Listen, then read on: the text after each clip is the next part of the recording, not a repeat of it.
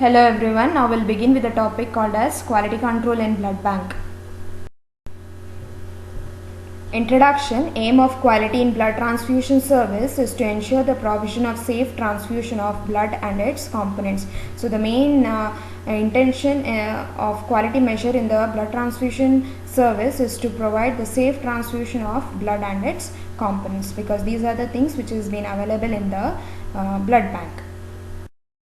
Quality refers to consistent and reliable performance of services or products in conformity with the specified standards. Consistent means there will be the same level performance, and reliable refers to good in quality or performance of the services whatever is done, or the products whatever is being prepared in the laboratories with the where all these things are done with the specified standards. The three terms we need to know under this quality control chapter, what is quality control, what is quality assurance, and what is quality audit. Quality control means it is a process by which product standards are established and met without mistake. So quality control, it is one of the procedure in which the product standards are established. That means the qualitized things or the standard methods are followed in the laboratories. Quality assurance is having the same definition of the quality, that is, it is the consistent and reliable performance of services and products in conformity with specified standards to ensure quality. So as I said, it is the consistent means with the same level, and the good quality performance will be performed.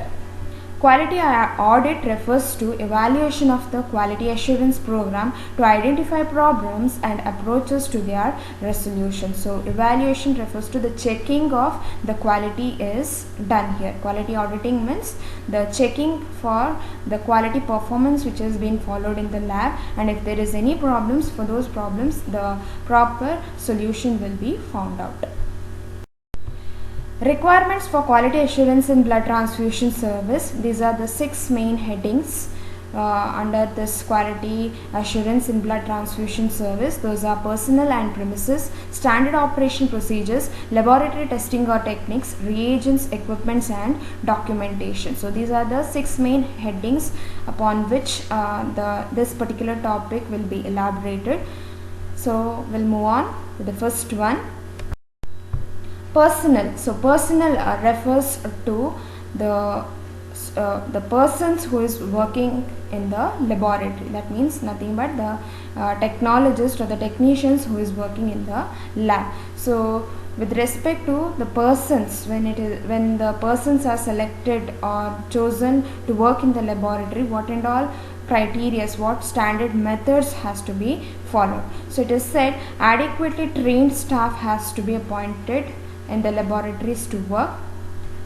The new employees, if you are choosing, see that for them adequate training will be given, and the staff who is working regularly, they should be monitored so that their work, whether they are doing properly or not, the checking has to be done by the senior authorities. And also see that for the persons who is working in the laboratory, there should be the provisions of the facility has to be available, so that they are able to upgrade their knowledge, so that they get updated with the recent techniques either through CME programs or any other conferences.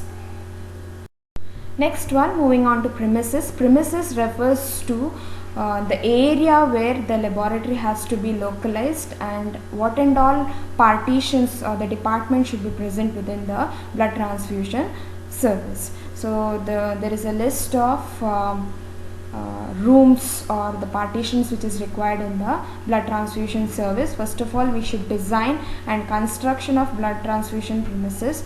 That is, we need to design the laboratory, and where it has to be constructed also we need to take a quality measure. Space is also very much required. Adequate space should be there, and with this adequate space, the different areas of the laboratory can be obtained. So these are the different partitions or parts of the blood transfusion service. Next one, moving on to standard operation procedure. This is very important part. So this standard operation procedures refers to nothing but it is the own procedural manual, that is whatever process happening in our laboratory, all those things has to be present in this particular manual. That is SOPs for whatever things, that is the donor registration and interview, how do you do the donor selection and blood collection, testing and processings, as well as the whatever equipments, reagents we use, how to prepare the blood components, what procedures we follow, how do you train the staff, all these things should be present in our SOPs. Preparation of SOP, it is one of the teamwork. So authorized senior technologist will take up the role to prepare this SOPs, and it is said copies of this SOPs should be available all times in all the sections for all the personnel. So whoever new staff or the old staff, or in place of the absentees, the staffs are present, for all those staffs this SOPs should be available. So it should be available all times, all sections, and for all the personnels.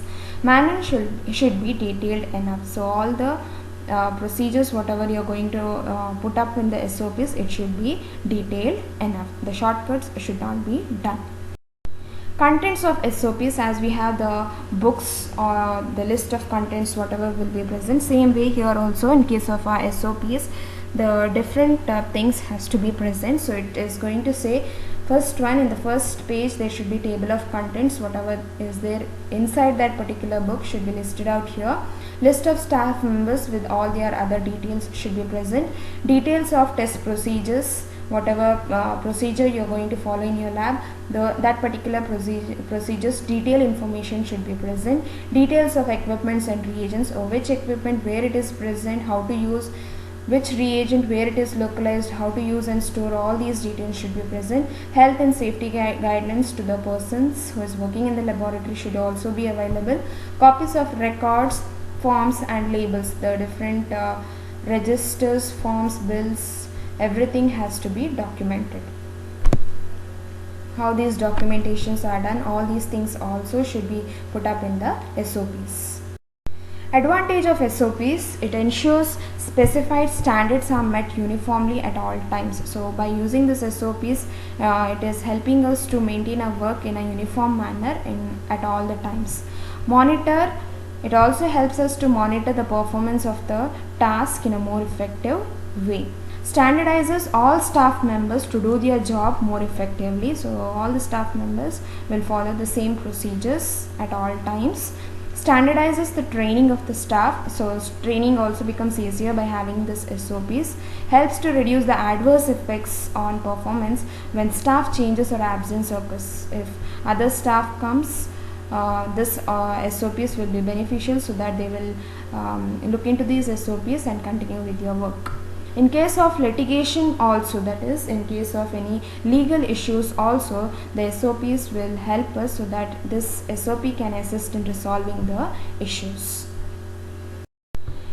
Quality control of lab testing. With respect to lab testing, it is not just the testing, it begins with the collection of the blood, how it has been tested in the laboratories. All these aspects will come under this laboratory testing. So quality assurance of blood collection, how to do, we need to know. Quality assurance of component collection by apheresis, how to do. Quality assurance of lab testing with respect to these three important tests which is routinely followed in the blood bank, as well as quality assurance in the lab. Quality assurance of blood collection. So here, with respect to blood collections, when you are choosing the donor also, you have to choose a donor whether the donor is a satisfied donor to bring about the enough blood donation. Adverse donor reaction should not happen, any hematomas and all should not occur. Insufficient blood collection also should not occur. Adequate amount of blood has to be collected. Microbial contamination of the blood units also should not occur. Proper sterilization method has to be followed. Hemolysis of blood units should be avoided by doing procedure properly. Prolonged blood collection time more than 15 minutes should not take place. Within this 15 minutes, blood collection should be done.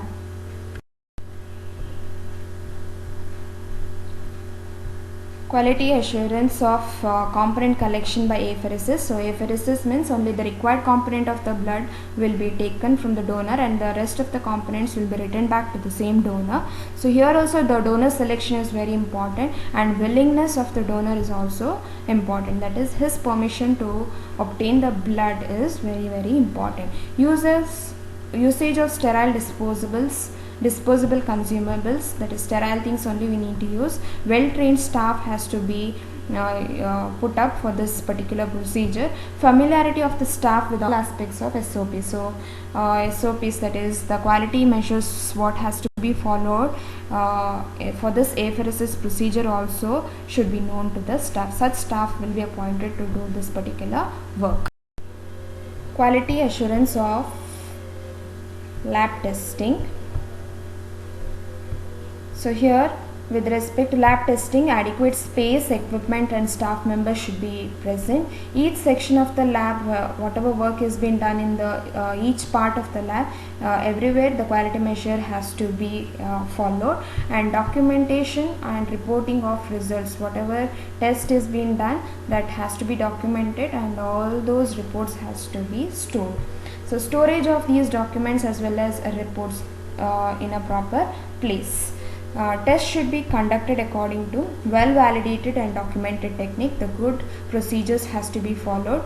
All the tests whatever is required for 1 unit of blood bag has to be done. The reagents also we need to use which meet the national specifications, and also the techniques also whatever you are going to follow, it should be a well validated technique. Controls we need to make use in our test procedures. The pilot samples what we collect for our serological procedures, it should be labeled clearly with the donor number, time and date. Quality control in lab. It is of two types, internal quality control and external quality control. Internal quality control means it is done between the technicians itself by their higher authorities to check their performance. It is known as internal quality control. Whereas external quality control means it is done by the external authorities, that is external independent agencies, to have a quality check over whatever done in the laboratory, in the other local laboratories. So with respect to the three test procedures which is done in the blood bank, that is ABO grouping, as we know we need to perform both forward and reverse typing to before revealing out our reports. See that the results of both are in agreement to interpret the true ABO type of an individual. So they should correlate with each other, both forward and reverse grouping, to give the true ABO type of an individual. Reading of serum and cell grouping should be recorded by two different individuals.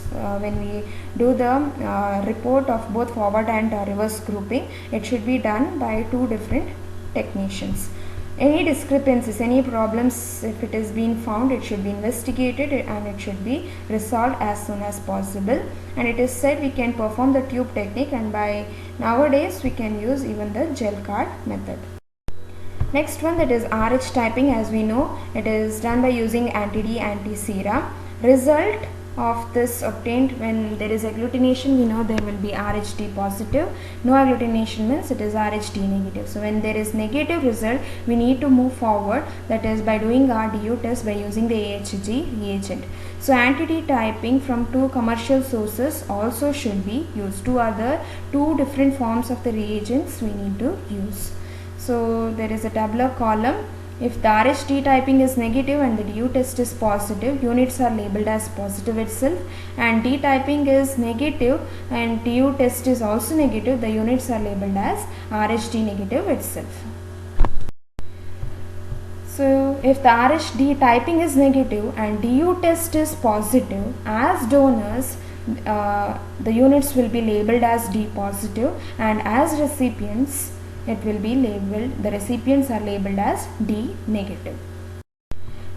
The next one, that is anti-globulin test, that is AHG test. Here also we need to follow the quality control measure, that is in case of the negative results we need to use the sensitized cells, that is nothing but the IgG coated positive control cells. These cells will be added up to the negative result, so that after centrifugation we should get the positive result. That indicates our reagents as well as our procedures are done properly.